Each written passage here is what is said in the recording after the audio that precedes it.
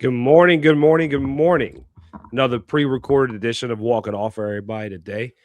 I'm joined by nobody better than Taylor Martorana of Warm Soda Films, the creator of the Walk It Off documentary for 2023 and the newly released Toughened Together documentary for 2025. How we doing, buddy? I'm doing great, man. Excited to be here. Thanks for having me. He has to be up a little earlier for me this morning because he's on the West Coast, of course. He's in, you know, was it Silver City? The Silver City, right? Or am I getting that wrong? Silver Lake, maybe? I don't. Yeah. Silver Lake is an area in Los Angeles, but yeah. Okay. Silver screen. Oh yeah, Silver Screen. I get what you're saying. I'm dumb. I'm Yeah. from Louisiana. Public education. Um, so he's got to be a little early for me for my night shift, but I'm blessed to have you here. Now I know everyone's dying for us to talk about what's going on with this 2026 team. So what do you think Jay needs to do to fix it?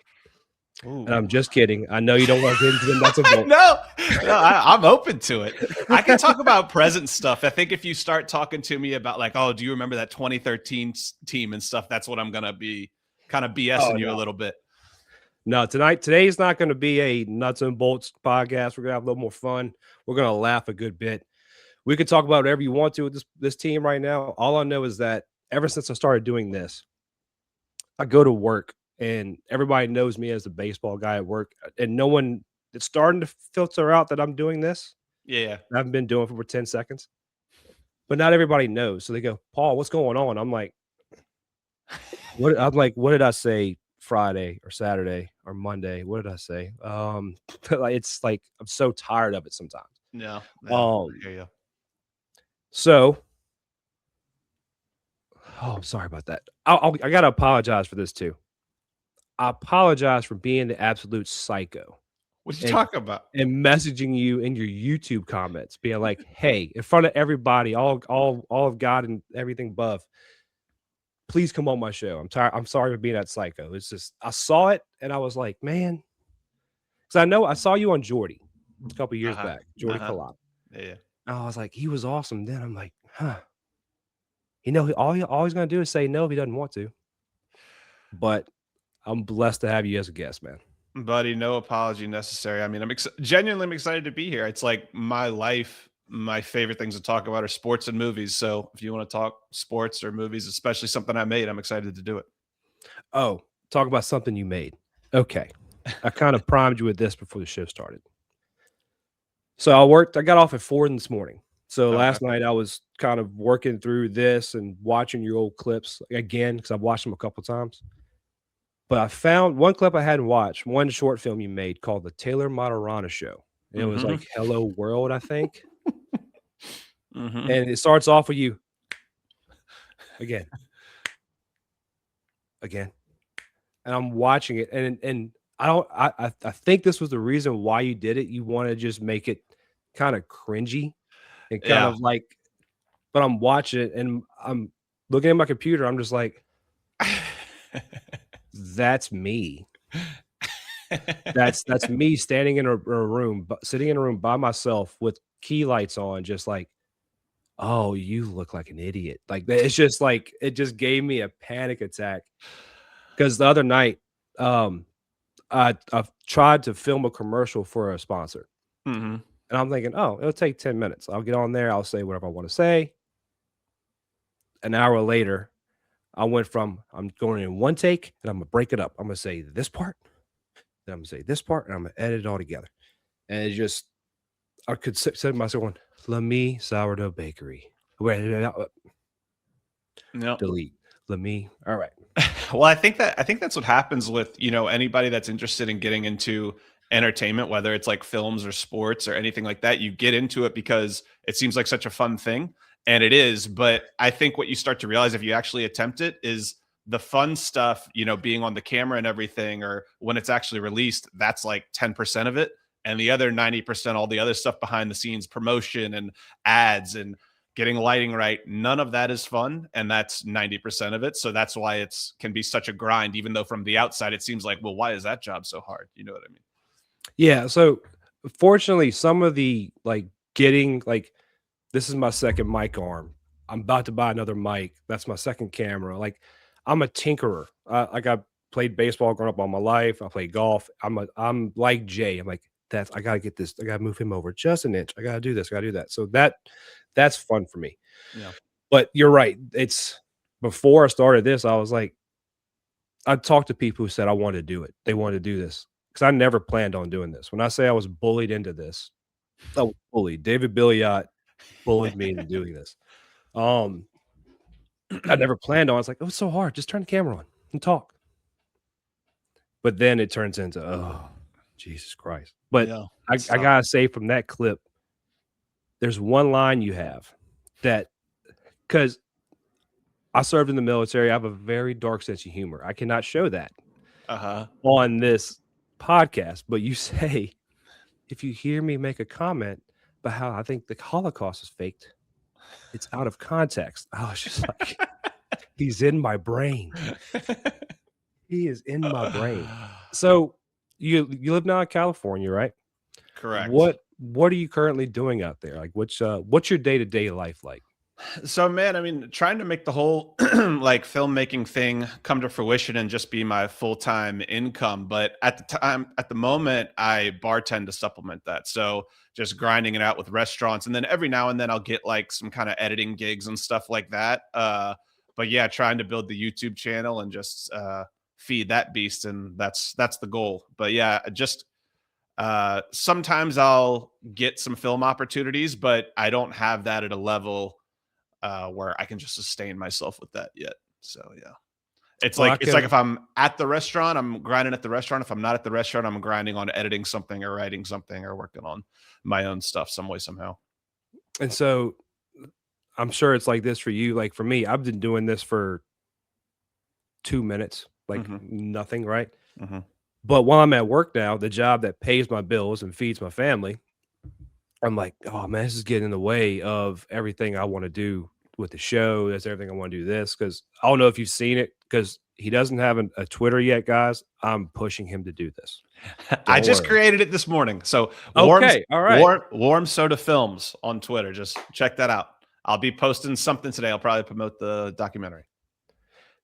You need to. One quick thing. Yeah. Everybody, it's in the ticker, but right here, I'm gonna pop this up a few more times throughout the show. Make sure you go follow Taylor on everything he has from Instagram, YouTube, and now X, or formerly known as Twitter.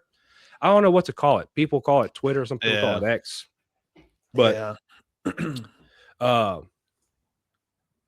so he's got that now. I told him last week to do it, but finally he listened. But I want people to understand, like when I'm at work, that's getting in my way of this. And again, another joke I make all the time is me and my wife both started business at the same time, and it's great for the kids, because it's totally not. But we were talking about how like we were always happy, don't get me wrong, but we're like a lot happier right now doing our businesses. And she asked me about it, like, how long would I do this? And I said, when the work is no longer fun, that's when I know I'm not supposed to do it. When the work is fun. Oh, and I got to thank you again, actually. I forgot to write this down in my notes. Talk about how I was bullied. David Billiot is a bully. I don't care how nice he is on X or in real life. Before starting this, they were telling me, you need to do it. You need to do it. I'm like, all right, how can I get them off my back? I'm going to do something that I think is cool. It's not going to be affiliated with me at all. Kind of like with you in the 2023 documentary. That was my inspiration. I didn't know who did it until you went on Jordy. So I made a short, not a film, but like I wanted to make an emotional response with sports highlights.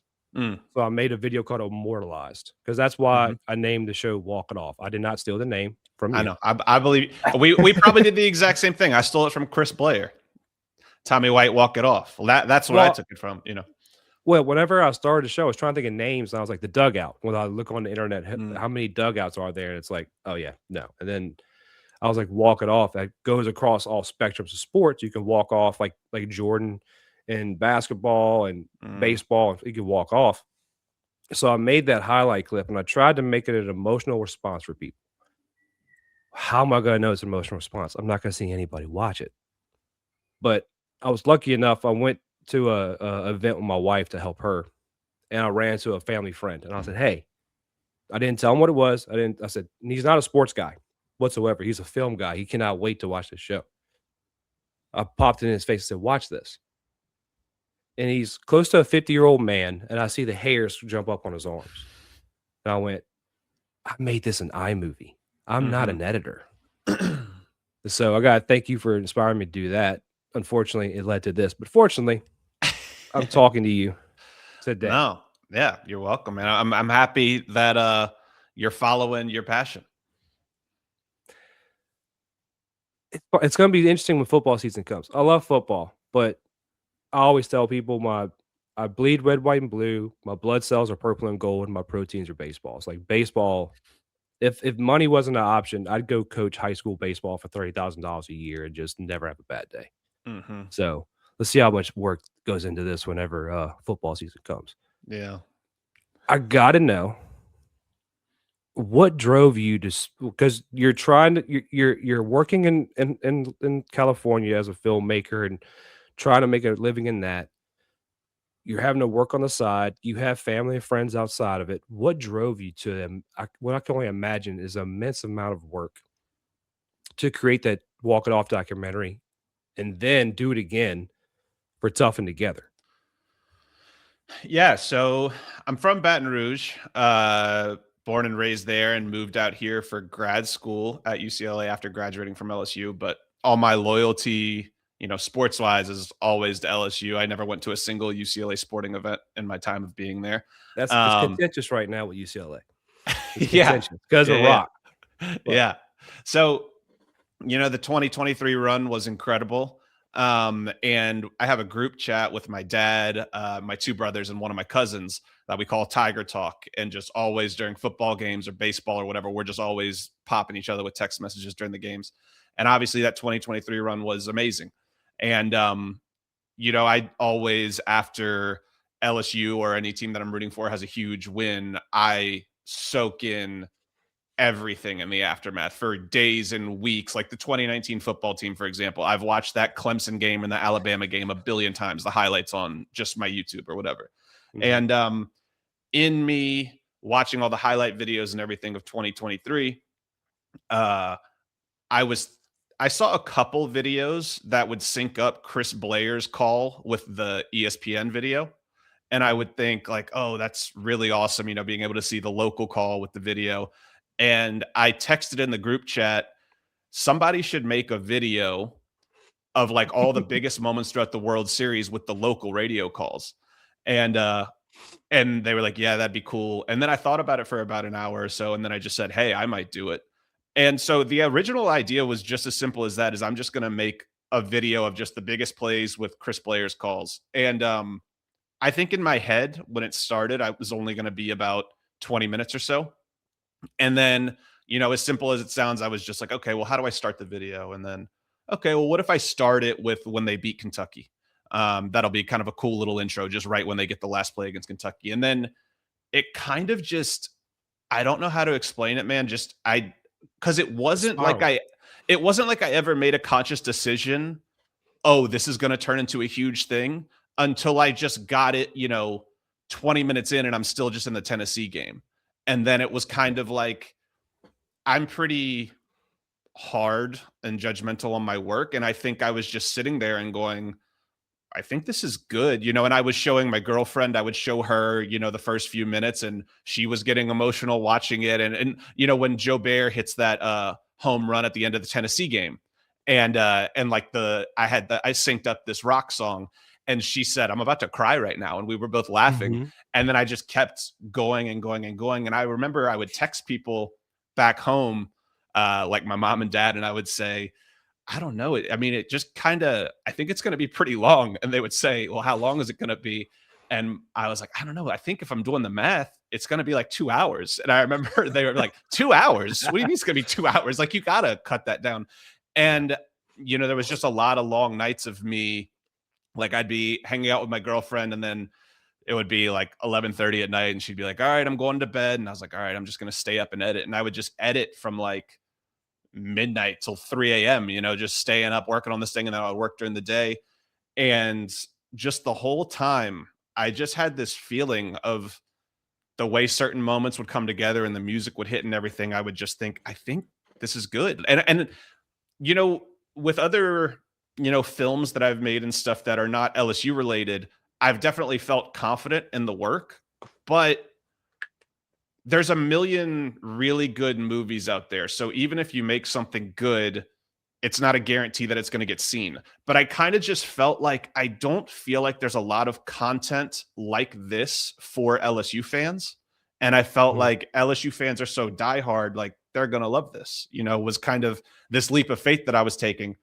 And, Boy, did that, they. well, yeah, that being said, I never, I mean, you hope it would blow up, but I never thought that it would go as crazy as that first one did.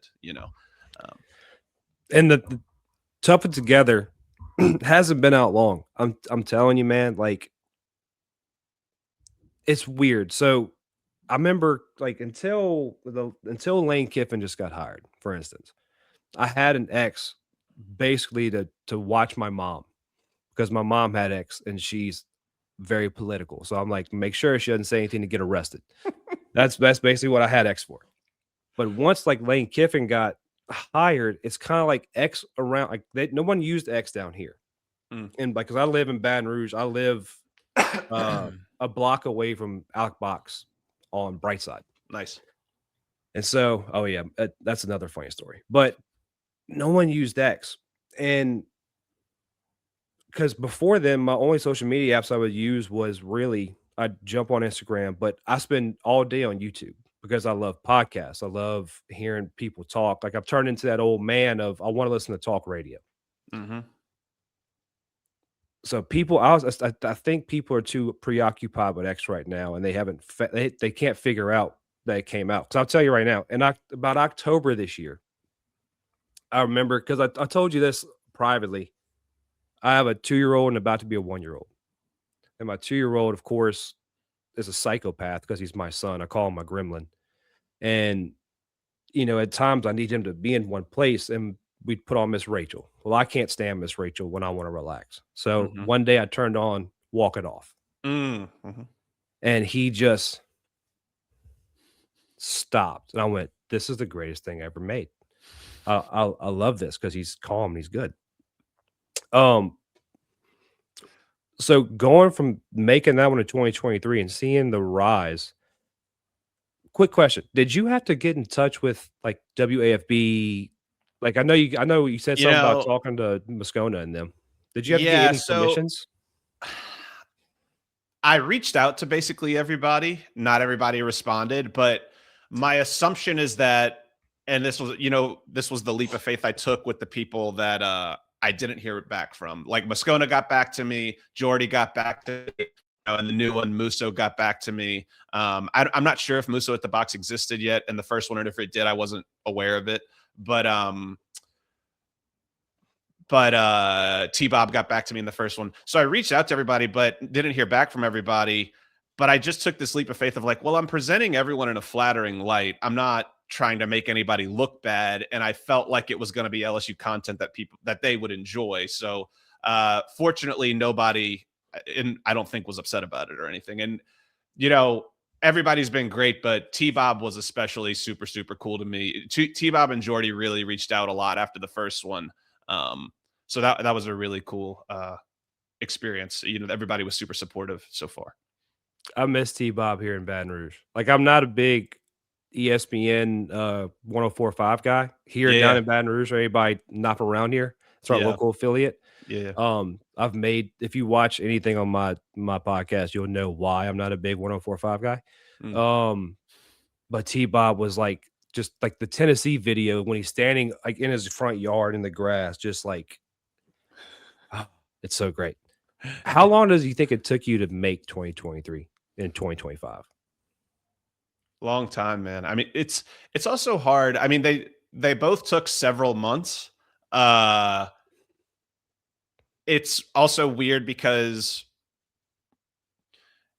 it's not my full-time gig, right? So I'm having to do one job in addition to making these things. So a lot of times unfortunately, there would be days where I'm slammed with work stuff I have to do, and I maybe don't get to put in my time. But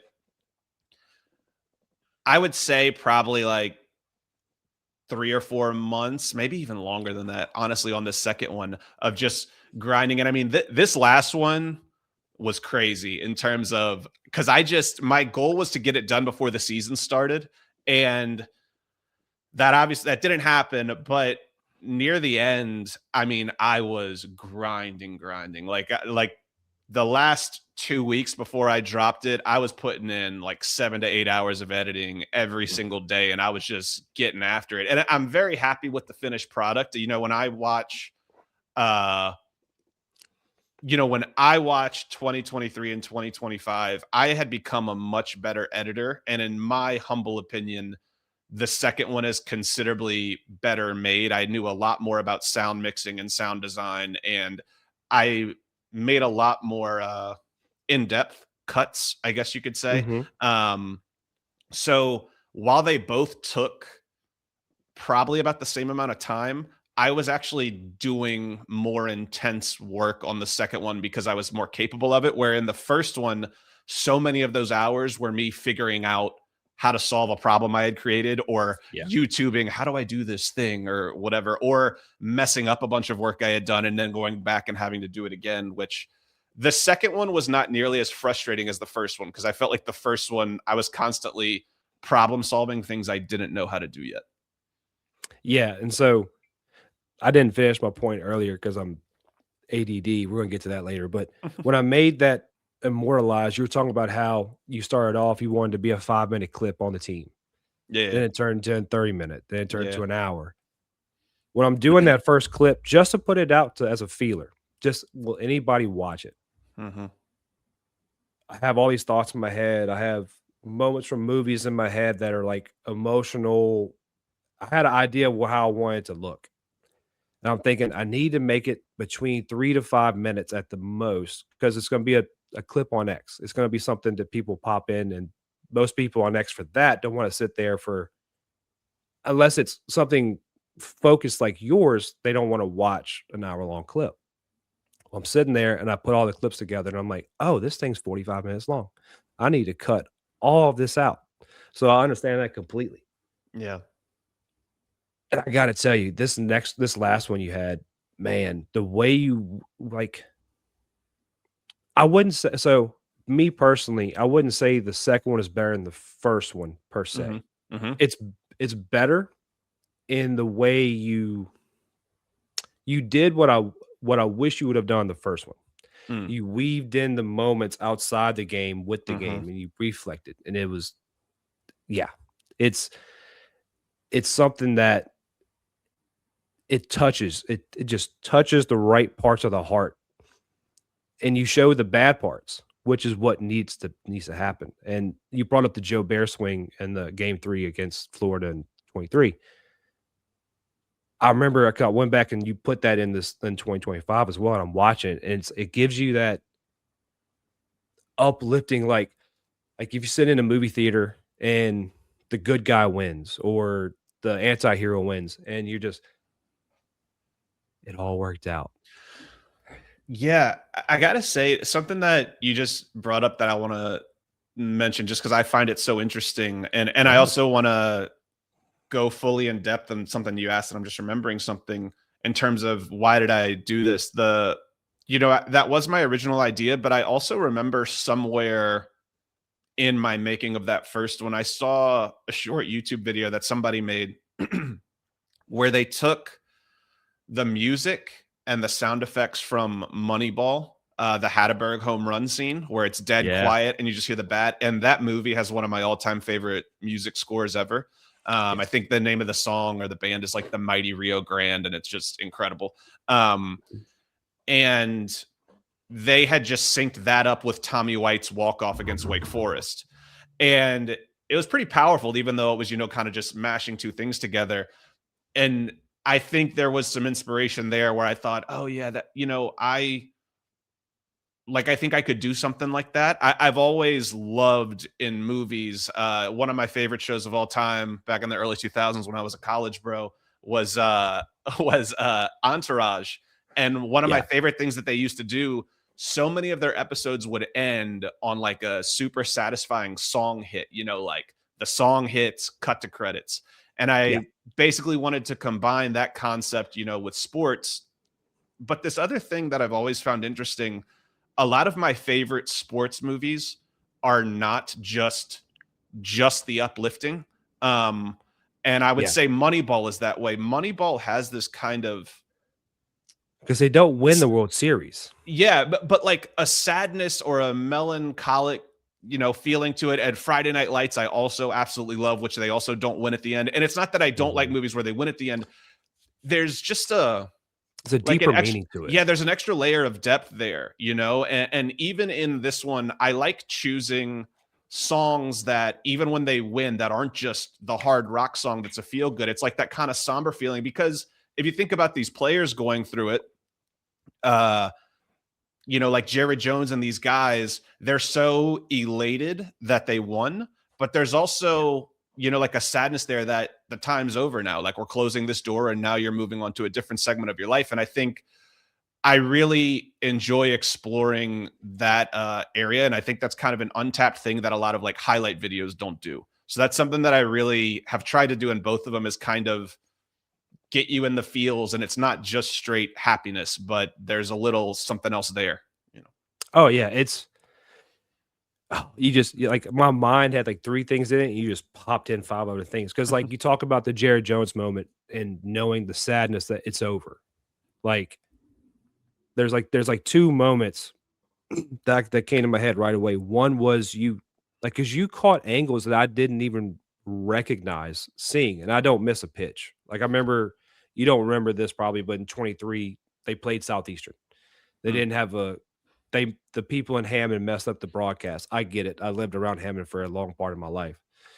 I didn't expect it to be that great. But so I'm sitting in my house with my wife, and she's pregnant. So all credit to her. But Yeah. I'm like, honey, get the iPad. Get the iPad now. She goes, what? I'm like, we got to turn on the radio broadcast. We're not missing a pitch. I can't do it. And so you brought up that, and you see him, Milam, just on his toes, hunched down in the dirt right after they beat West Virginia this year, Mm, 25. mhm. And he's just like this, right? And it's that Yeah. subtle moment from Stephen Milam that if you pay attention to LSU baseball, you don't see that emotional response from him unless it's like elation.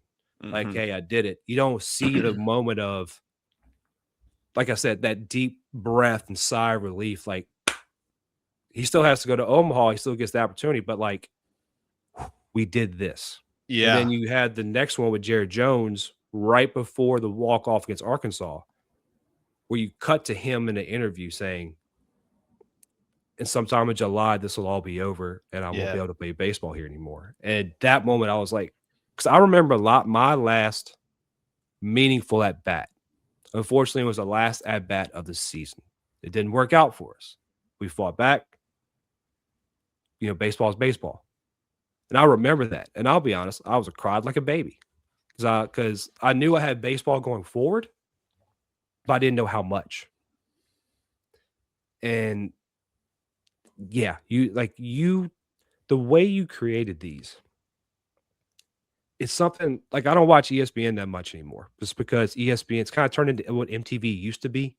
MTV used to be TRL and music videos, and then it just turned into teen pregnancy, teen mom, and then Jersey Shore. Yeah, dude, I completely agree with you. I think they have I think in an attempt to try to get as many eyeballs as possible, I think this happens a lot of times when people try to cast a wider net to get higher ratings and stuff.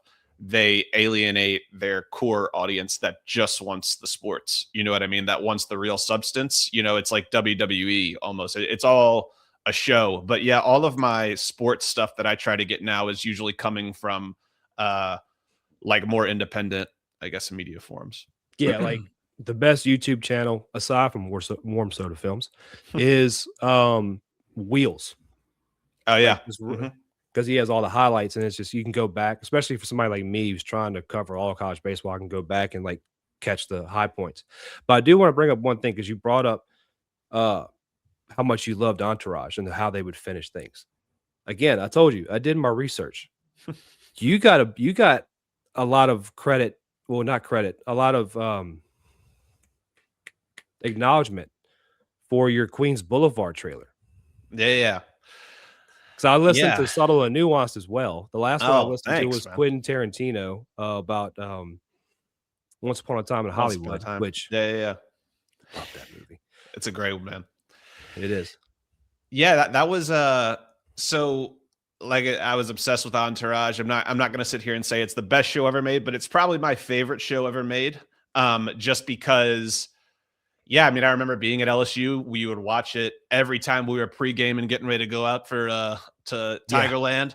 And yeah, you just see this place of LA and it's like, Tigerland. man, we gotta get out there. And I just think it's a fun show. But I listened to a podcast that they do. The creator Doug Ellen and Kevin Connolly, the guy who plays E, have a podcast that they were doing for a while, and so they kind of did this film contest thing, and I they picked like 6 winners, and I won that and got to go on their podcast and hang out with them for a little bit. So that was super cool. And then they did a second one, which was the Make a Queens Boulevard trailer. So I did that. And I didn't win, but I got top 5. So that was cool. I thought it was awesome. And like I went and watched Elephant Oh, Apart. thanks, man. Like I watched I think all of your short films you have on YouTube. Thanks, And man. That means a lot. oh, dude. It was awesome because I'll be honest, before the 2025 came out, the 2023 documentary just popped up in my For You. Mm-hmm. And kind of like what you and your co-host talked about on that Solo Nuance show about Once Upon a Time in Hollywood, it takes a lot for people to hit like or hit subscribe or to search into a piece of content. And I didn't do that. But when it popped up again, I was like, wait, okay, I know this guy from Geordie. I've seen his face. What is his deal? So I went back and looked because I was kind of curious, like what you've done since then, because I know you're a filmmaker. And I went and watched all his clips, and I want to tell everybody, watch them. They are amazing. That to me, they really are truly amazing because they hit. It's not what you think. It's not if you're going into something like that thinking it's going to be this whole climax of emotions and this and that. Like Elephant was a great one for me because I was kind of like, how's this going to end? And it kind of ends in a dead spot. Yeah, where it's like no one's happy. Yeah, kind of the I mean, there was so much that went into that one in terms of like the idea. That wasn't my idea originally. The girl that directed that had seen a part and she was like, hey, we should do something together. And she came to me with this kind of concept of 2 people hanging out and they've both just gotten out of a breakup or something. And we kind of just ran with that. But one idea that we had while we were writing it was, what if it seems like it's going to be the typical rom-com and they're going to end up together, and then we just take the hard left turn at the end and kind of go in maybe a more realistic version. Because if you've dated, and like kind of going back to like we said about Entourage not being the greatest show but one of your favorites, for the time that was, to do a terrible comparison, the Jersey Shore of that time frame where it was like it's the lifestyle of what you thought young celebrity actors had, right? Buying the Maserati, which I just found out recently. My wife was buying a car. They're not that expensive. Yeah, I know. They're just terrible cars. Yeah, but like going through all that, you do good work. Like it's insane. Just the I'm not gonna lie, I lost my whole train of thought there thinking about all that. But I did get back to this. It's again something you said on Solo Nuance that resonated with me. And I promise everybody, we're gonna get back to LSU baseball and that documentary, anything like that. I promise you. I do have some more good questions for Taylor, but let me go.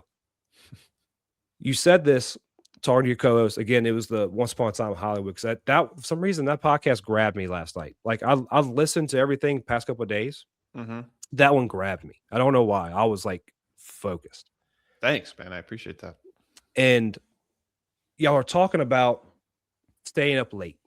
y'all talking about like it's that wondering time that like, and I thought about when you go to a new city and you're alone and you're in the hotel room and it's 11, you can't sleep because of jet lag and time change. You're like, I wonder what the city's about. Let me go figure it out. And then you talked about creatively. So I have a lot more of a creative side coming back out. When I was young, all I did was write stories. I wrote songs. I wrote rap songs in 7th grade for some stupid reason. I wrote like I did all this creative stuff. And that's going to kind of lead back into baseball, but it's funny you bring that up and until I started doing this, I was like that creative side of me was stifled. It was just like it had no use for it. But now it's starting to bubble back up and you're right. You get those late nights or even like early mornings with me and it's like, "Oh man, I wonder if I could do this. I wonder if this would work. I wonder if you could kind of mix these together." It kind of turns into this melting pot. And I think that's what it is because it's the wonderment, but you can so much of everyday life now, especially when you get older, because I think me and you are close to the same age. 36. I'm 30. I just turned 37. Nice. So, um, especially when you get to this age, you kind of how do I put it? You kind of stifle your more outlandish side because you want to be an adult and prim and proper. When you I get also those think, late nights, you yeah, can I just also think let your freak life. flag fly. Well, I also think nights kind of, or sorry, life makes you. Yeah. You know, you have to make a concerted effort to keep that part of you alive because life, especially if you have kids and, most people when they become adults have jobs or multiple jobs and trying to make ends meet. And it's just, you have to be efficient with your time. If your main occupation is not a creative field, then you have to basically schedule out time to give yourself to be creative. I think that's a big thing that I realized. All throughout my 20s, I was just grind, grind, grind, grind, grind, and pedal to the metal all the time. And only recently have I started to make more of an effort of trying to give myself like scheduled time of enjoyment. Of like, hey, just let yourself try to watch a movie and disconnect, and not while you're watching the movie be thinking about the next thing you got to make or the next thing you have to write. And um, I think that's really hard to do as an adult, and the obligations of life kind of become overwhelming for most of us. And it's like you're on a treadmill that you got to keep up with, and it's just really difficult to find the time for that. The treadmill documentary is not documentary. The analogy is spot on. It's because it's funny. Like the creative side has now made me kind of not exactly schedule, but find ways to work in the time where I can do these things, especially like doing this podcast. So Mhm, over the weekend, for instance, I got maybe 6 hours of sleep because mhm, from helping with post game with my buddy while filling in for his co-host to doing the work I do during the games. But I didn't complain about it because I was like, I love this. But you mhm, talk about scheduling time. When my first son was born in 23, by the way, my children were born in 23 and 25, and we're not having any more kids. So I told my wife, if we don't win another one, I'm blaming you. 100% it's your fault. When he was born, it was a moment of because I'm very much go. I'm very much wake up, go, go, go, get it done, make hay while the sun's up. And I'd be holding my son, and I'm a terrible person for this, but I'd be holding my son, rocking him like this. Of course, he can't go to sleep. I'm trying to hurry up and get him to sleep. And it finally gave me a chance to pause and go, stop. You're not going to have this moment back. He's going to be this small today. He's not going to be this small tomorrow. Stop. So, and thankfully I found that because now if this opportunity came up or somebody bullied me into this came up again in 23 or 22, I just said, I don't have time. When I get home, I gotta do this. I gotta do that. I don't have time. I don't want to do that. I don't want to dedicate space in my house to a studio. So yeah, and I guess we can kind of wrap that up by saying don't don't let your it's like the Goonies reference. mhm. Um, that's like never let the kid die or something like that. It's some reference like that. Never let your inner child Mm. go away. Like, Mhm. let that thing live and flourish it. Don't do it at work. Don't do it at work, but find a way to kind of, because I feel better. I feel like life's brighter. The sun's brighter, the moon's brighter. It's great. 100%. To wrap it back into LSU and baseball, it's Jay is obviously, seems like he from the outside seems like he works nonstop. But one thing I will give Jay a lot of credit for, if you watch any interview of him talking about Omaha and the experience and the messaging to his players, he always talks about that they make it a point of, hey, like enjoy this, go around and take it all in and do all this stuff because it is supposed to be fun. Even someone with Jay, who, is as hard nosed as Jay and seems like he just never stops working and is a grinder and is very adamant about we're going to be the hardest working team and all that stuff. Even he says this is supposed to be fun. If we're not having fun, what are we doing it for? And even in a field like entertainment, which we were talking about, everybody that got into this, I think, got into it because it seemed like it was going to be more fun than most other jobs. They love sports, they love movies, or whatever it is. And it's very, very easy to just get totally consumed by the work. And I know so many people in this industry that don't watch movies really very much because they're just always hustling and working and all this stuff. And it's like, when's the last time you gone to the movies? When's the last time you watched the new thing that came out? And it's just how important it is to try to give yourself that stuff. It's like working out. You're not going to get stronger if you just work out all day every day. You need to rest. Exactly. And kind of let's getting back to baseball. Yeah. I love how you brought up Jay Johns because you're right. And I'll be honest, I drive by Lark's box every day. And I know what vehicle is Jay's vehicle now because I've been there enough to where there's only one vehicle. And I know it's Jay. But since you just got on X, now you'll see the magic moments that they put out. Oh yeah, I see those baseball. Sometimes. Yeah. Did you see the one from Sunday? The Wedding Crashers? Yes. Yeah. Fun fact: Jay's I know it's not a Will Ferrell line, but he's a huge Will Ferrell movie guy. That's his. Okay. That's his thing is Will Ferrell movies. And That's funny. I'm trying to talk David into sliding in a Wedding Crashers quote, just a subtle one during a question in post game, but I think he's scared to do it. So the serendipity of all this kind of coming together and you having such a love for LSU baseball and film, I truly believe personally baseball and film mesh perfectly. Because if you had asked me, if you had taken the 2023 game, for instance, against Wake Forest and Rhett Lauder and Paul Skeens and wrote a script before that game happened and just wrote that game out, they'd said, you tried to make it too dramatic. You try to make it too emotional and too grabbing. But baseball has that way of, especially like me being ADD, the great thing is I never want a baseball game to end.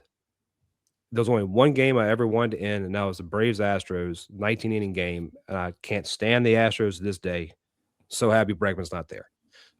But I never, like, as a kid, I remember going to the theater and thinking, I don't want to go home. I don't want this to end. I want to stay in this make-believe fairy tale world. And that's the same thing with baseball. It's like, oh, I want to keep it going. Don't end, even though people say the games are too long. I think they have a good mesh together and they work well together. I'd like to ask you, because I know you haven't seen Bull Durham, and that broke my heart. What are your favorite baseball movies? I think Moneyball is definitely my favorite. Moneyball might be my favorite sports movie of all time, honestly. And it's interesting because there are other sports movies that I love that are, I think, more the typical sports movie. But yeah, man, Moneyball is incredible to me. But like I said, I love Friday Night Lights. I love Remember the Titans. Honestly, though, probably the movie that I've seen the most in my entire life, not just sports movie, probably the movie I've seen the most in my entire life, because as a kid, I watched it over and over and over, is The Sandlot. Yes. Benny the Jet Rodriguez was my hero. I literally, when I was applying to get into UCLA, my cover letter was about, I mentioned how as a kid, I thought if I could combine Benny the Jet Rodriguez and Marty McFly. Those were the two coolest people in the history of the world to me. I always wanted to hold on to the back of a car on a skateboard, and I wanted to be able to run and jump fences like Benny the Jet. Yeah. So Running from Beast. Sandlot is still incredible. Man, there's some kids ones that I absolutely love though. Like I Angels in love the Outfield. Yes, and that one is fun if you go back and watch. Like a lot of people don't even realize that that's Joseph Gordon-Levitt is the lead of that movie as the kid. I didn't realize that was Matthew McConaughey in Yeah, center field. Tony Danza. Yeah. Yeah, that movie's loaded. What's the other one? I mean, I Little Big League. I saw a bunch of times, but you know what's Rookie of the another one that I Year. love? Rookie of the Year is phenomenal. So Oh. good. Absolutely phenomenal. A lot of people don't realize that Brigma, the pitching coach, wrote and directed that movie. Did you know that? No, I didn't. That Daniel Stern, who plays the crazy pitching coach. And my cousin and I still say that line all the time, let the big dog eat, whenever he's doing batting practice. But Yeah. Rookie of the Year's great. I was gonna bring Little Giants is another one that holds Yes. up super, super well if you go back and watch that one. I miss cinema from back then. I miss it so much. I love when you can feel like Ed O'Neill actually played football, and you can tell he is so that guy of the, you can just tell when an actor has actually played the sport or not played the sport in the terminology, even if they're saying the same lines. Like one that Glory Road, I forgot the actor's name, but the actor who plays that coach, when I watch him, I'm kind of like, I don't know that I buy that you really know. I know what he looks like. I just don't know his name. But I think the guy I'm remembering, I don't know his name, yeah, but I think I'm thinking of the wrong movie. I'm thinking of the Mm. guy from Sweet Home Alabama. That's him. That's him. That's him? That's right, Yeah, okay. yeah. Yeah, I don't. he's amazing. I He's love Sweet Home Alabama. Yeah, he's great. But there's something. I'm sure you feel this too. Like, and again, I love Billy Bob Thornton. I love Friday Night Lights. But there's a couple moments where I'm like, I'm not sure you're truly a football guy when you're dropping some of those lines. But then, Tim but when McGraw you, grabs it. what's that? Tim McGraw kind of fills that He role so perfectly. crushes in that Yes. movie. He's incredible. I Louisiana do guy. love.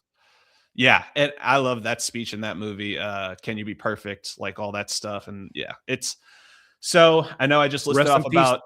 Rest in peace to Mox in Varsity Blues. Rest in peace, Mox. Yeah. But I know I No, go ahead, listed go like ahead. a billion movies, but I would probably say Moneyball is my number one overall. But I mean, I'm trying to make sure I don't leave anything out in terms of sports movies. But in terms of baseball, I would probably say Moneyball, Rookie of the Year, Sandlot. Those three are probably my favorite ever. You know what I do love? For the Love of the Game, which I've heard Jay talk about stuff before, and I saw an interview where he got asked, and he said that was his favorite. So I thought that was kind of cool because I do like that movie. Which surprised me because, like, for Love of the Game, I love that movie, but I wouldn't even classify that as a baseball movie. Yeah, I would classify that as like a love story mixed in with baseball parts. Like, it's still a baseball movie. I mean, Kevin Costner, one of the best baseball movies, like Field of Dreams, Bull Durham, For the Love of the Game, just so many. And you talk about like back then, for instance, like Ed O'Neill playing football and seeing that. I thought about Charlie Sheen in Oh Major League, yeah. and it's because I call it the Navy SEAL years, Charlie Sheen, where there's a lot of cocaine, but people don't realize that. So that the average fastball in Major League Baseball is usually a lot lower than people believe. But he was throwing like 88, Yeah, 90 back then because he dove himself into that role. And they got a lot of the nomenclature and a lot of the little things right, which I love so much when movies do. Because like my wife will sit here and like remember when she first got into baseball in 22. Now she's a diehard. We moved where we live now because this guy lives like a block away from us. Like that's where she wanted to be close to him. Like, but just simple things like this. Whenever like Zach York right now comes up, all right, come on threes, come on threes, or God, I can't think of another name. Like Caraway's fours, Dardar. Hey, come on, 2-4. Come on, Mhm. 2-4. Like I'm Mhm. on the couch saying 2-4. Why do you do that? I'm like, it's just a baseball thing. Mhm. It's weird. It's fours for Caraway, threes for York. It's like, yeah. I don't know if it's because so we talked briefly about it before we started recording. I was I wasn't a phenomenal athlete by any stretch, but I was just better at basketball and football than I was baseball. So those are the ones that I just gravitated towards more when I was growing up. But I had friends that played baseball and soccer and so I would sometimes go to their games and stuff. Mhm. And I don't know if it's just because I'm not familiar with it, but baseball maybe has the most unique kind of culture around it, different from other sports. Like, I remember going to watch one of my good friends, shout out Spencer Harrell. He played baseball at Catholic and went on to play at a smaller college school. But I I know remember the going name. to watch some of his like summer league games, and everybody get a rip now, get a rip now. It just Yeah. kind of like these little things that people say, and I'm just like, oh, this is interesting. This kind of uh it's just different than other sports in so many It's ways. it's an environment where you can call another man baby and smack him on the butt and no one blinks an eye. Yeah. Like that's the nuts and bolts of it. I Yeah, wanted yeah. to give you a chance now to critique me. I wrote a list of a few movies or my personal Okay. favorites because Okay. you remind me of my cousin. My cousin played in a punk rock band for years. They toured with Hoobastank. He was Mm, phenomenal, and mhm. he used to judge my music uh, preferences harshly. Okay. But so since you're a film guy, Okay. I think, and watching your YouTube, like watching your podcast, I think you and I click on the same wavelength. It's odd, Mhm. Mhm. but I fully say you know more film than I do. So I'll give you my choices, and I'm gonna see if I hope you've seen them all. I'm sure you have. Okay, one super quick thing. Just one movie I wanted to Yeah, shout out that I forgot go about. ahead. The Rookie with Dennis Quaid. Great. Yes, Fantastic. Fantastic. yes, yes. Anyway, Like sorry to interrupt, if but that yeah. didn't happen in real life, it'd be 100%. You would never same yeah. way with the yeah. Yep.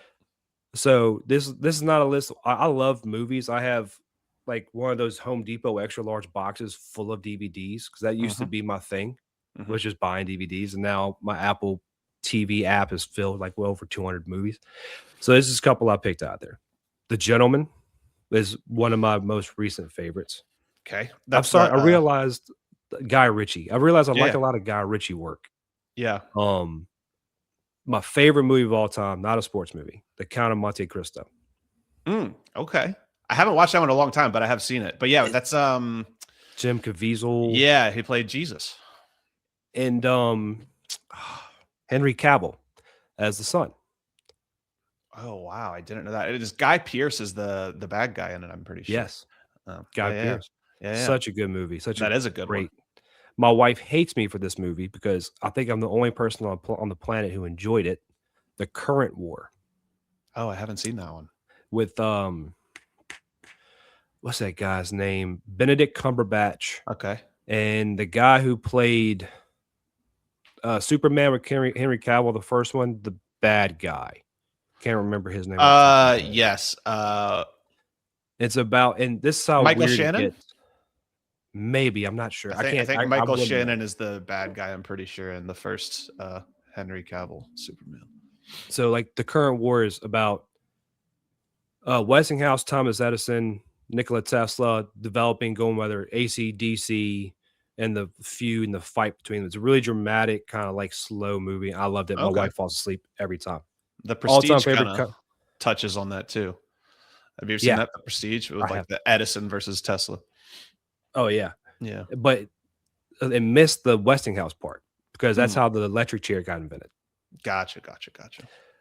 Wedding Crash is my all-time favorite comedy. I can Uh-huh. quote the Uh-huh. whole movie. Like when I heard it, I was like, Jay's talking to me. I need to go talk to him. I know I'll get a restraining order if I ever get near him. He'll put one on me, but because I love coaches. That's one thing I love about baseball. I love the coaches and the way their minds work. Yeah. Any kind of John Wick film, of course. Mhm. Law abiding citizen touches my dark minded side. That's Gerard Butler. Gerard Maybe. Butler Uh-huh. and it's not him. It's Jamie Foxx. Okay. Yeah. Yeah. Yeah. Princess Bride. John Q is one that makes me cry every time. Yeah, that's a rough one. Anything with Tarantino, from Brown Yeah. Sugar to Hateful Eight to anything like that. Yeah. Thank You for Smoking. Have you seen that? Dude, I have seen that's Katie, is it Katie Katie Holmes is Holmes? in it. And then what's Aaron The Eckhart? main character is Two-Face from The Yeah, Dark Aaron Eckhart. Knight. Yeah, yeah. Uh-huh. Yep. Uh-huh. Hmm. I That haven't seen that in forever, but I saw it when it came out back in the day. Yeah. to me, it's such a good, like, the clip when he's talking to his son and he's comparing, like, what do you do? What's your favorite ice cream? It's like Hmm. that's the perfect way to win an Mm, argument to hmm, me. It's so hmm, good. hmm, hmm. Um, and I'm gonna finish off with one baseball movie. I'm gonna I have your number and I have your email, so you can't avoid me. I'm going to make you watch this movie. It was directed by Billy Crystal in the late '90s. It was an HBO special. It's called 61 and it has an asterisk at the end. I've heard him mention it in an interview, and I have a notes on my iPhone of like 100 movies that I say Yeah, I need to watch and I just haven't gotten to, but I wrote it down because I remember him mentioning it. And I'm a pretty huge Billy Crystal fan. Uh, him and When Harry Met Sally is like one of the best performances. I love that movie. But yeah. watch because I think 61 will resonate with you. Okay, cool. I think it's the way Billy directed that movie because he had a really close relationship with Mickey Mantle. And I'm not a Hmm. Yankees fan by any stretch of the imagination, but it is my favorite baseball movie. Hmm. He dives into the brain matter, I would say, of those Mm. guys that year and fighting something bigger than them as Babe Ruth in the house he built. It's such a good movie. It seems like you have a relationship with that movie like I have with Rudy. I despise Notre Dame in real life, but I love Rudy. Um, Yeah, like yeah. it's funny. I tried to get into Rudy. I never watched it as a kid. Mm-hmm. But then, like, of course, Pat McAfee like spoiled it for me because he says how it's not like Rudy didn't really happen. I'm Yeah. like, oh, I Yeah. can't dive into it now. I guess I'm pretty good in my brain about separating the fiction from the reality. Like the same thing. Another one of my favorite movies is The Social Network. Yep. But so many people now, because people have very strong opinions about Mark Zuckerberg, it's hard for them to enjoy the movie. And I'm like, I get it, but I am able to just watch the movie as the movie and root for this fictional Mark Zuckerberg and not get attached to the I reality of think it, you know? I think with the sports side of it, what stops me is like because I can do that too. Like, for instance, me and military movies, I Hmm. love them. Hmm. They're all like I had a friend ask me, "What do you think about like Zero Dark 30?" I went, Hmm. "It's a great movie until the opening credits." Like, that's the way I always tell them. It's a good movie, but it's not to me, I look at it and I'm judging everything based on what I know from the military. I wasn't a SEAL, but Yeah. it's really hard. It's probably how you watch a movie sometimes or something. You watch a movie about a filmmaker or an editor, and you're like, you gotta kind of take yourself back and stop judging as much. Back to the baseball side and like the intertwining of film. One thing I love about a baseball game is you can go into any game. Your ADD side can come out. You can kind of like middle innings, nothing's happening. Oh, I wonder this, I wonder that. But you never truly know how it's going to end. And Hmm. I got the way I describe it is I think of the movie Southpaw with Jake Gyllenhaal. Hmm. I remember buying that movie thinking it's going to be a great action, boxing, fighting. 10 minutes later, I'm crying. I don't know what's going on. Why am I watching this movie? And then I loved it. Hmm. Can you give me an example how you could see the relationship between baseball and film? Like what is your relationship with that, you think? How like what do you see like how they kind of interact with one another? Yeah, I do think that baseball is probably there's something about baseball and some of these other games like soccer that I think are the most unpredictable of the sports. You know, it's like upsets can happen so easily in baseball because all it takes is like you can be crushing the ball all night long and Right not at them. coming away with runs. And then one error and the other team wins the game. You know what I mean? And it's so Yeah, I do think that the unpredictability of baseball is kind of what can lend itself to a movie where there's so much tension in between everything. I mean, I think kind of my whole family has become. My older brother was probably the biggest baseball fan, and he was pretty tapped into LSU baseball his whole life. But Mhm. I feel like we've all taken it up a notch, kind of with JB in here and us just being so good. I know, we were awesome back in the day with Skip and No, you're everything, right. but the it wasn't as accessible back then where like not even every game was on TV, I don't think. Where now Mhm. you can watch every game, you can hear all the interviews and everyone's amped up. And I would say my family is probably still the most invested in football, but my brother and I talk all the time. He's like, dude, it's like I'm about to have a panic attack watching these playoff games. You know Yeah. what I mean? It's like the tension you feel in between every pitch is crazy. And I think there can be great sports movies for everything, but there's something about baseball where I think because there's so much build and suspense in between every moment, yeah, it lends itself almost to more of a narrative than other movies. And you can have the crazy upsets and all this stuff. I think even more so in baseball than other sports. Like that's something that I always wonder about with coaching, not to get us off track, but I just want to say this while I'm thinking about it.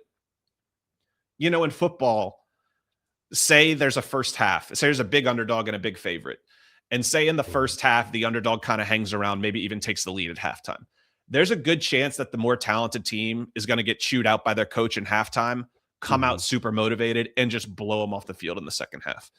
If an underdog takes a lead through the first 4 or 5 innings of a game, if a coach chews out the team that's the more talented team, there's a good chance they kind of start pressing and it gets worse and it spirals out. So there's this weird thing with baseball where it's not as simple as more effort results in better results. Mhm. It's almost like, okay, you got to stay relaxed, but we gotta focus on doing these things. It's so much more precise than just you're bigger, stronger, faster than this guy. Go kill him. And even in basketball, obviously shooting is a part of it, but there's still much more of a physical aspect of we're bigger and taller. Let's just dominate the boards. Let's play super tough physical defense. We have more bodies. Let's press them. And Mhm. baseball, all it really takes is you got a pitcher that's in the zone today and it can neutralize everything. You know what I mean? And I mean, when you talk about that, it's funny. My wife in 2023 year, in the Rhett Lauder, Paul Skeens Wake Forest game, I think she got up and walked away right before the Trey Morgan Alex Milazzo play. That people don't forget about Milazzo's just artistry at the plate. There, it was amazing. I think she, because I think I'm ashamed to say this. I think I got off the couch and got on my knees because I knew what was about to come, like what the moment was. And I think she got up and walked away. But then you look at like the instance last year with Little Rock in the regional, and they lose that game. Like you got beat by Little Rock, and the announcers are trying to blame the bats, and it's like, the bats matter, but not that much. They're beating you, and then they jump out on a big lead on you in the third game. Not a big lead, but a big league in Is it a super five to regional one? I or think. regional. Yeah, Yeah. and it was what I love about baseball is you're right. Every pitch matters, and there's constant tension. Unless you have a moment where you're up 15 in the third, everything's constant tension. And then if when you go back and watch Bull Durham, well, I think it also kind of interlays with film is there's a scene in Bull Durham towards the end where it's a mound visit and the pitching coach comes out. Kevin Costner comes to the mound. The pitchers, Nuke Lelouch is on the mound. Everybody's on the mound. Everybody's discussing their problems. What do we buy this guy for a wedding present? I need to cut a head off of a live chicken.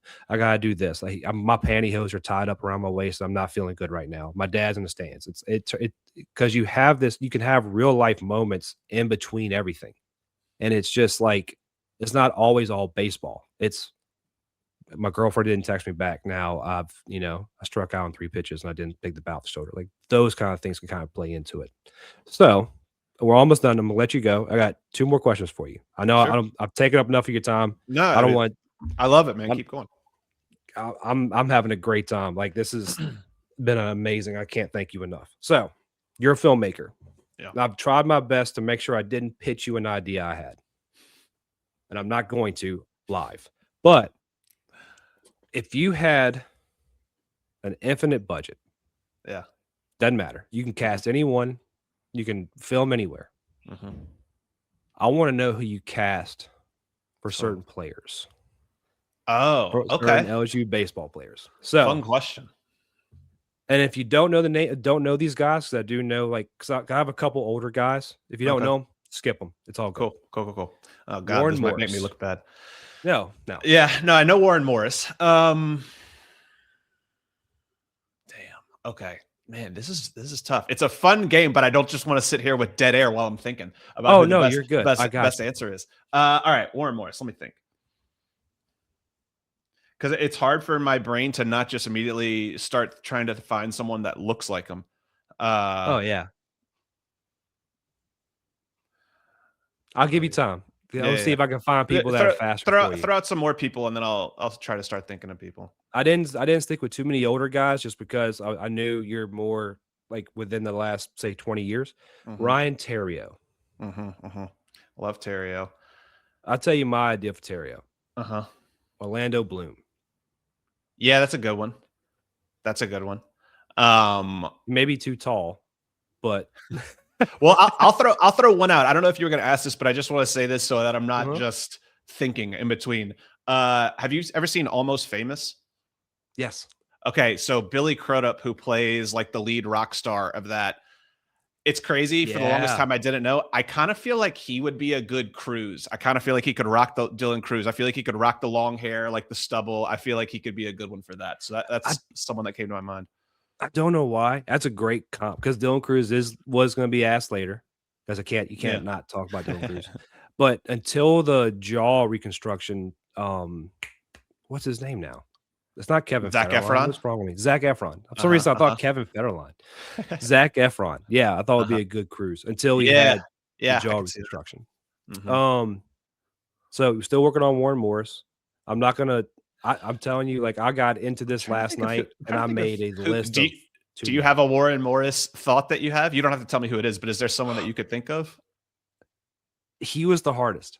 Yeah. He was the hardest because he's kind of a mix of a ball player mixed with like a country boy, kind of like it's a hard one to kind of pin down. Mm-hmm. I will admit that. Mm-hmm. Do you remember? So I got to ask you this, Alex Bregman. Yes, I do remember Alex Bregman. I know he's playing for Team USA right now. Mm-hmm. Let me look up what he looked like when he was at I LSU, so I almost can. got pictures, but I was like, Alex I don't want to Bregman. make this too production-y. Um, and I've got a couple fun ones I wanted to get at you. Because I think they'd be interesting characters. Yeah. Todd Peterson, Uh huh. the guy who said I hit nukes and he lied to Paul Maneri. Dude, that was fantastic. Um, He'd be an interesting character. And and like with him, I think of like the guy from the Disney show who lost all the weight. He played in the new Red Dawn. If he was still had the guy from weight the on Disney show. him, Who's that? Sorry, who's the guy from the Disney show that the lost all the one weight? the new Red Dawn with Chris Hemsworth, Mm. the little brother who lost a ton of weight. I should know these names. I'm doing a terrible job right now. No, it's Terrible it's job. it's a fun game. It's just I feel bad that I should have primed you. I should have primed you. quicker answers. I should have sent you these. So we'll get to the nuts and bolts of. Yeah, We got Dylan Cruz. So I got yeah. three. I got four more. Uh-huh. Paul Skeens. Yeah, I was trying to think of someone that would be believable being as big as him. Uh I mean, you just start immediately thinking of like, I don't know if like a Action heroes. Henry Cavill type could do it, just trying to be like a big guy. I could Yeah. almost see like this might be totally it would have to be a pretty hard makeover, but like a Jason Momoa type with the right haircut and facial hair, like you wonder if he could kind of pull it off. I know it's a different complexion and all that stuff, but I'm just trying to think of No, big I got dudes you. that you could buy in terms of intimidation that Paul Skeens had is just being a big dude with the mustache on the mound. Like one guy I just thought of, I think would play a good Daniel Dickinson, for instance, would be Yeah. Charlie Hunnam. because Yeah. he could kind of rock that kind of style that Daniel Dickinson had, I think. The Yeah. other three are the ones that I'm gonna press you on. Uh-huh. All right. I think this guy, it would be the role wouldn't be needed to be hilarious, but just the way he acts is hilarious on its own. He doesn't try to. Uh-huh. Paul Maneri. I'll tell you who I had. Okay. Yeah. That's Go. why I was talking when you got on. I was talking to that guy, and I was like, "This is who I thought about this. What do you think?" The guy from Shameless, the dad. William H. Macy. Yeah, for Yeah, that's some a good one. reason, That's a good call. Yeah, that's good. What's funny is obviously RIP, but in a world I could see Philip Seymour Hoffman like with what he did in Moneyball. I know it's a totally different character, but he's a good enough actor where I could kind of see him getting invested in doing kind of a Paul Maneri type of thing. I think he could pull it off yeah, look wise, and I could see him going for that. he had to drop Um, a couple pounds, but he yeah, could for do it. sure, for sure, for He had to sure. drop like 20, 30 pounds. This wouldn't be much. Yeah. So mm, I had somebody while you were asking that. I had somebody come up for Bregman. And I can't Go remember ahead. who it was. No, I Okay. can't remember who it was. I got distracted when I was thinking about Pulmonary. But yeah, I don't know that I have somebody better than William H. Macy. Yeah, that's a good one. All right. Skip Yeah. Burtman. It's like, how do you recreate Skip? He's so unique. How do you recreate Skip? Yeah. The only like I've never seen somebody that looks like or sounds like Skip in my life. Hey, big guy. It's the moment when he walked up to Paul Bird in the early 90s and I hear I know Ronnie exactly Rant, what you're gonna say. And he goes, "Hey, big guy, it's not your fault. It's mine for thinking you could pitch in the SEC. Yeah. Give me the ball." It's like, oh my God, I love that man to death. Me for Skip, I thought of, and again, for some reason I'm blanking on names now because this guy reminds me of my dad. From the Righteous Gemstones, the dad. And he lives in Paul Goodman. Yes. Or John Goodman. Paul Goodman. John. Yeah, that's Damn, you're good at these. Those are it's like every answer you come up with. Yeah. The answers because I wouldn't have come up with John Goodman because I'm like, how do you recreate? But no, he could do it, especially you get his hair looking like him and everything. I think he could absolutely do it. Yeah. Now the one guy I can't figure out, and everyone I've asked can't figure it out either. But you're the film guy. So I got to come up with one here. You've just given me all the answers. And this is right here. I'm giving it to you, and you're gonna figure this out because I can't come up with them. I've tried. One person said Jason Statham. I went, "Are you nuts?" Jay Johnson. I could come up with this. This one weirdly seems more accessible to me than some of the other ones. Really?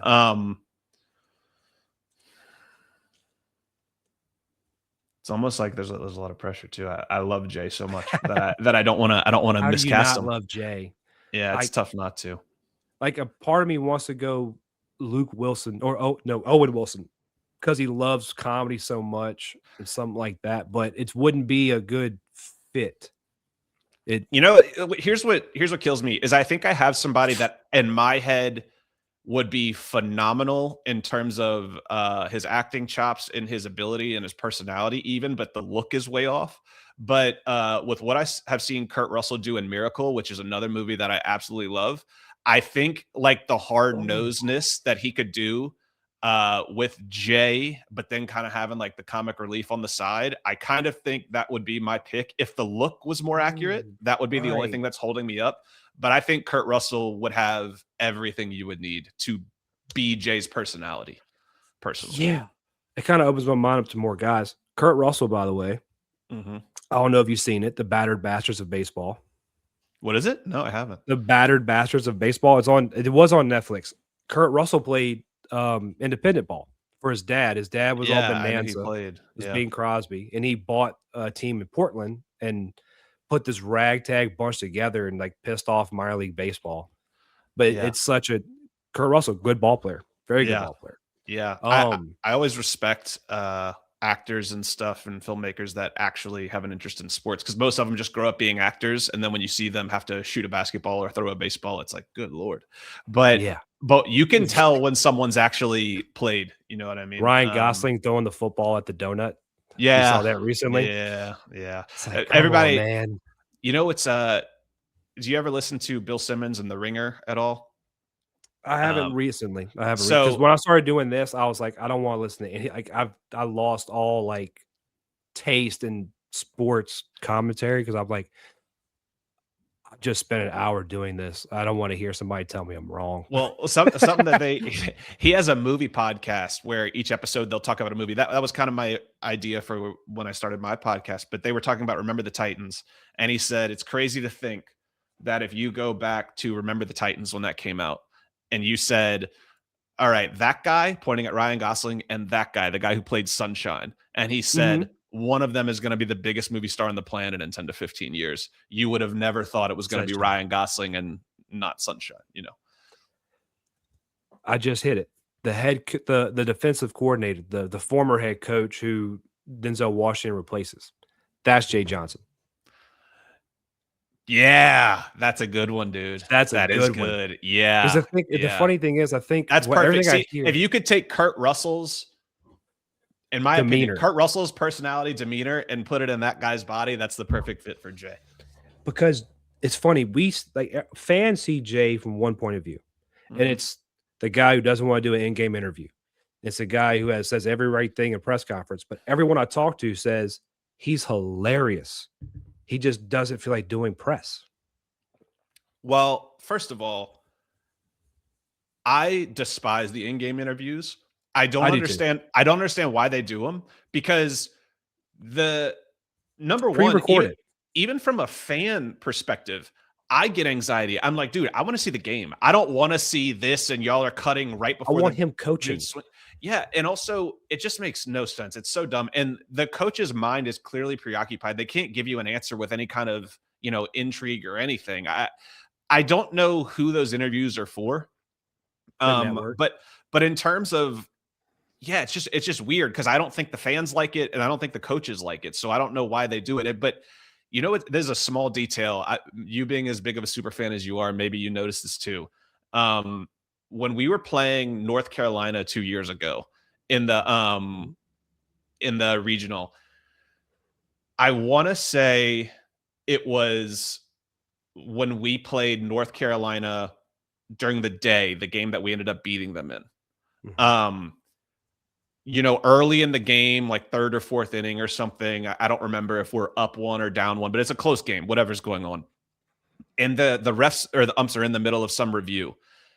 And I want to say that Brady Neal is kind of barking at the umps and kind of like saying some stuff like from the Yeah. dugout.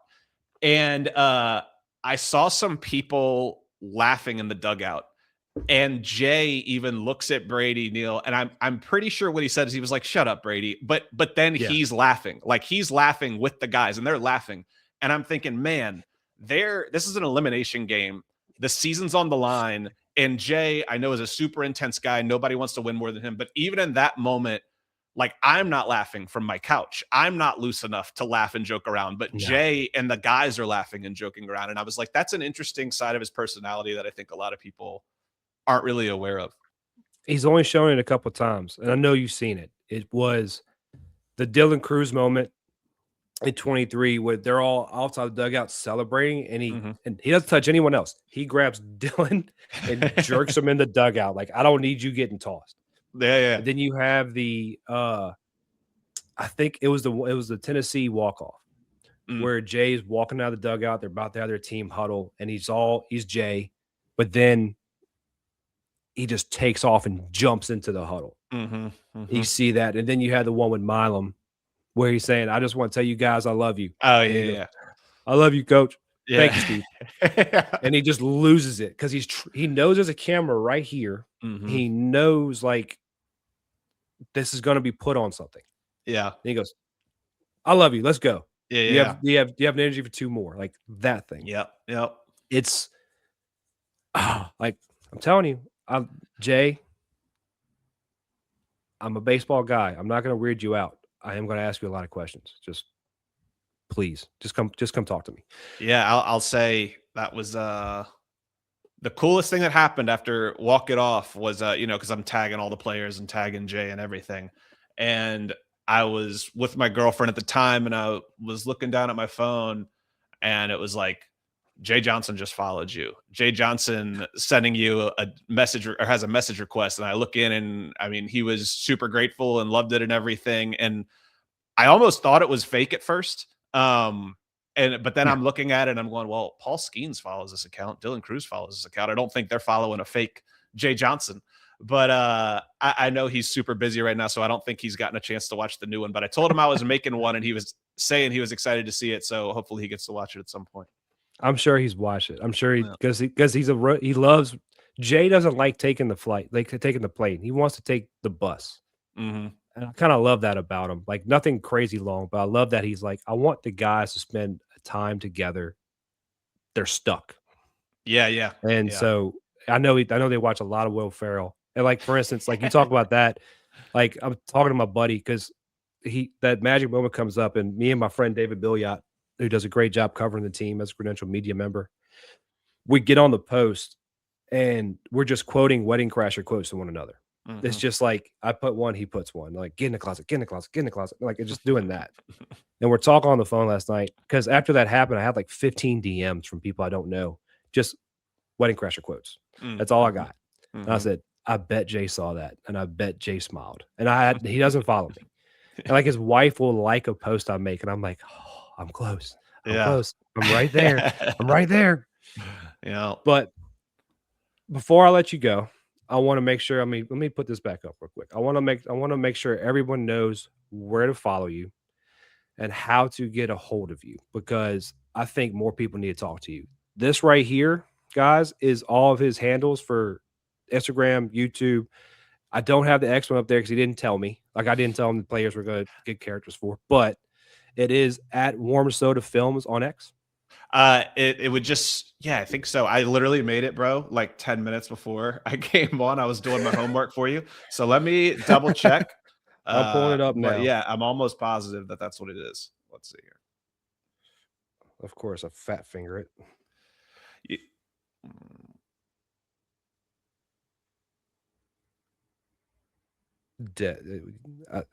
We're so far into this. We're okay. Yes. Warm Soda Films, 0 followers. So yeah, go ahead and hit me up. I haven't found it yet. It's not. It's the exact same thing. Just type in Warm Soda I got Films. it. Yeah. You're following one, and I'm following Barstool. He doesn't have any pictures or anything yet, but I'll try to get those later today. Make sure tell Jay he has an X. Tell Jay he has an X. Buddy, I can't thank you enough for taking the time out of your day and spending it with me. Like, well, I'm telling you, I've had one of my greatest influences while starting this, Jim Cross, on last week. I did not think I'd have another guest. And for you to talk to the psycho who was in your YouTube comments at 1:00 in the morning, I can't appreciate it. I can't wait to talk to you again. I can't wait to just keep in touch with you because you seem to be an amazing guy. And I want to see you blossom in so many ways. Make sure you check out the new documentary, Toughened Together, following the 2025 College World Series National Championship team. It is amazing. My wife is mad that I watched it already because she wanted us to have a movie night and watch it together. So, but I told her, I said, honey, I can watch that thing every day and I wouldn't care. Make sure you go check out Taylor's other work. And I think you need to do a podcast again. I know you need to do a podcast again. Look, man, I love it. It's honestly, the documentary is the main reason I haven't done it for a while, is because, like I was talking about earlier, with not having enough time for everything, I was like, all my creative stuff needs to be locked in on getting the documentary done. And there's just not enough hours in the day right now. But yeah, I love podcasting. I love basically anything creative, but that's one of the most difficult things, is not having time to do everything that I want. But I'll just say thank you so much for the promotion. Thank you for having me on, bro. Anytime this was fun. It was just hanging out and talking LSU. So I'd love to be back anytime. And thank you for all the support. I'm really happy that you enjoyed and appreciate it. If I may, I want to answer one thing that you had talked to me about off air. You asked me if I would ever be interested in doing something for like 2019 football. You jumping the shark. You're jumping the shark. Oh, my bad. So you were still going to bring it up? I thought this was the last thing. The last I was gonna let it go on a cliffhanger, like a good film, Yeah, yeah, good prequel. yeah, We've talked about it. yeah, yeah. The 2019 LSU football documentary. Mm-hmm. I gave you my idea how to do it, which I shouldn't have done, but you said you're thinking about it. Mm-hmm. Should we So expect something? something will happen at some point. I can tell you that because the reason I haven't done it yet is because my one of my dream projects would be to make a 30 for 30 about 2019 LSU football. And I know if I ever had the resources to do it, I know I could crush that, not because I'm the most talented filmmaker in the world, but because You're I very would, talented. I Stop. would, well, no, well, thank you. I appreciate that. But I'm just saying, I would just care so much. That was the most I've ever enjoyed any season of anything in the history of my life. Um, and I would argue that no fans in the history of any team ever have been happier than LSU football fans were during that season.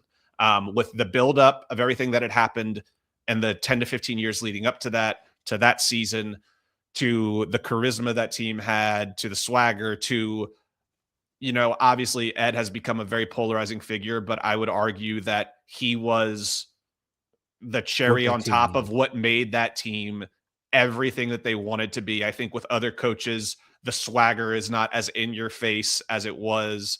Um, and they were just an unstoppable freight train. I mean, of like we're coming and we ain't backing down 2 years earlier. It's just like the things you could do with that. And I see it in my mind, I would want to interview Burrow, Chase, Ed, and have all that spliced in with highlights. But so I have held off on making something on my own on YouTube off the dream job opportunity of that coming. That being said, if it gets to a point where I'm like, it just doesn't feel like that's ever going to be a thing where I ever get to make it in that way, then yes, I will do a similar thing like I did with Walk It Off and Toughen Together for the 2019 football team. I just don't want to like burn it almost, and then it's like you're doing it and you're kind of doing a slightly elevated version of what you've already done, if that makes sense.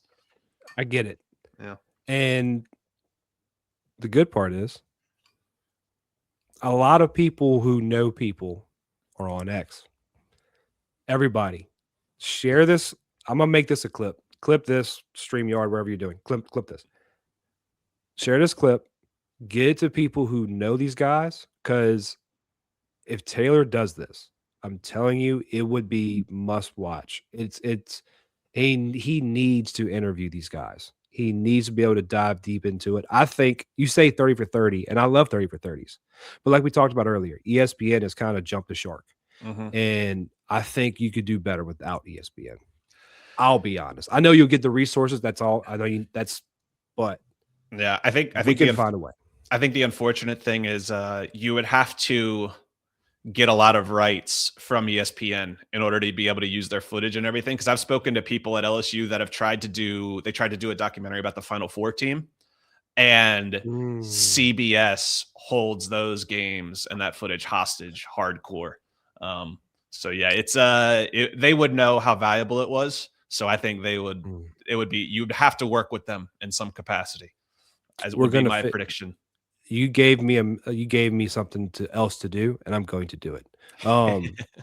So we can get you that opportunity because I think you deserve it. Jay,